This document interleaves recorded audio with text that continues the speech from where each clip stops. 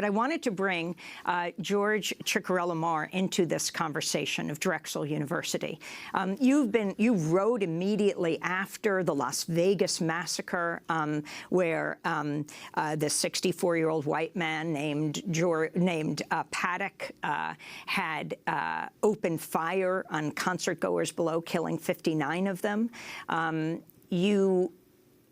After you wrote, you were banned from the Drexel campus after questioning why mass shootings in the United States are almost always carried out by white men. Is that right?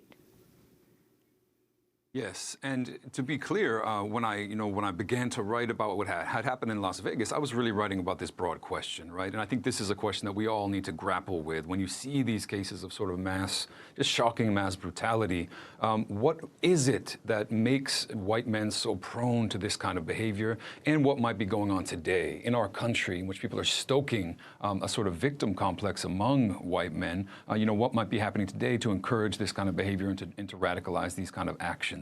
And I was immediately subject to a torrent of sort of abuse and threats from right-wing media outlets, and we're talking about Breitbart, the Daily Caller, and these kind of websites. And it was on the basis of those and the purported threats that they represented that I was excluded from campus. My classes were initially canceled, despite the fact that in my classes we'd had conversations about this, despite the fact that my students are very knowledgeable and intuitively grasp what is going on in the world around them, and we're open to having conversations about these difficult things.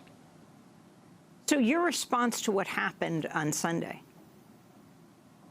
I mean, I think we're seeing these kind of atrocities occurring, and we need to be really asking not only what can we do. I think these are important questions. What kind of immediate institutional reforms, whether it's targeted gun control for domestic violence, might be effective. But we also can't lose sight of these broader questions and ask what is going on in our society today.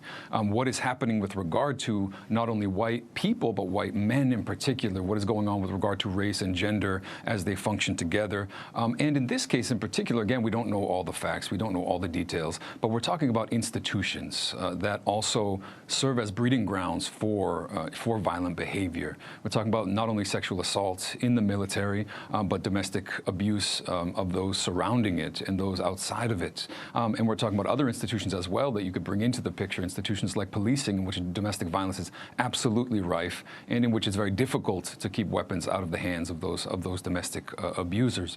And so we need to think very deeply, I think, about the structural role of what's going on in the society. Trump is abroad selling weapons, and we've got someone who, in this case, apparently was trained to engage in violence abroad, and yet we act surprised when these people have breaks, when they fall into some kind of crisis, when they find maybe feelings of entitlement frustrated, that they then resort to violence. When we're talking about a structure and institutional apparatus that trains people in violence and that encourages them to feel as though they're on the losing side of history. Trump makes hay out of the fact that that white men in particular feel as though they're the victims of this society, despite being in absolute control of it. And this is something that is powerfully dangerous, and it's why we're seeing not only the rise in violent attacks more generally and the rise of far-right movements, but we're certainly seeing clearly sort of some very serious incidents of mass violence as well. What's interesting, yesterday, for hour after this horror on television, it came out that there was this mass killing in Texas, and they said the worst church massacre in U.S. history, and they said the worst Texas massacre. No one was saying anything about the killer, hour after hour, but clearly people had seen him, right? Some had survived, people outside. The police, he was dead, whether it was self-inflicted or someone shot him. They clearly knew.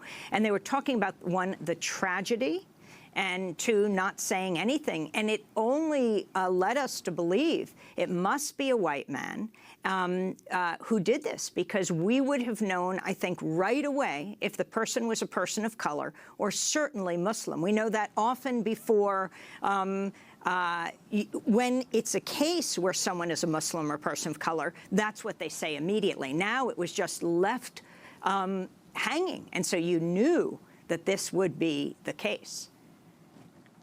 That's absolutely the case, I think. You know, whiteness is never seen as a cause in and of itself of these kinds of massacres, of, you know, other forms of violence, despite the fact that whiteness is a structure of privilege and it's a structure of power, and a structure that when it feels threatened, you know, lashes out. And so that's the kind of thing that we really need to think about. Not only why is it, and I think there's a lot of attention to the fact that we demonize often Muslims or, you know, or other people of color when these attacks occur. The far right, of course, jumps on any violence by people of color, and yet, you know, doesn't want to talk about the real deep structures of, you know, of white supremacy in our society. And again, not just the fringe, not just the Nazi movements, but what people are going through every day, and what it is that is driving people to these kinds of situations where they feel so entitled to dominance that when that's questioned, they can explode in these very, very unpredictable ways, and on targets that, you know, are not, you know, it's not a question of, you know, white supremacy playing a role simply because someone is targeting people of color. We're talking about people who are having, you know, clear mental issues, but again, the cause needs to be identified outside and beyond that, and we need to think much, much harder about what's going on in our society that makes it so sick. And very clearly, to clarify, so what is your status now at Drexel? And explain how other people have been treated in other situations. You cannot go on campus? Yes, that is the status at this point. I'm currently teaching classes online. My students are protesting and mobilizing to have me return to campus because there's no reason, certainly, to exclude faculty from campus for having important public conversations and for teaching about hard questions. That's what we're there to do. But what you're seeing is a broad wave of aggression against faculty. You've seen dozens of cases, whether it's, you know, Tommy Curry at Texas A&M, Keeanga-Yamahtta Taylor at Princeton, Johnny Eric Williams at Trinity College. You're seeing far-right websites stoking outrage, attacking faculty members who dare to speak about white supremacy and racism. That's really the common thread of all these cases, is these are anti-racist faculty members, usually people of color, who are targeted, who are attacked, who are threatened, and really having their lives threatened over being willing to talk about what's going on in the country today. Well, George Ciccariello-Maher, we want to thank you for being with us, political science professor at Drexel. But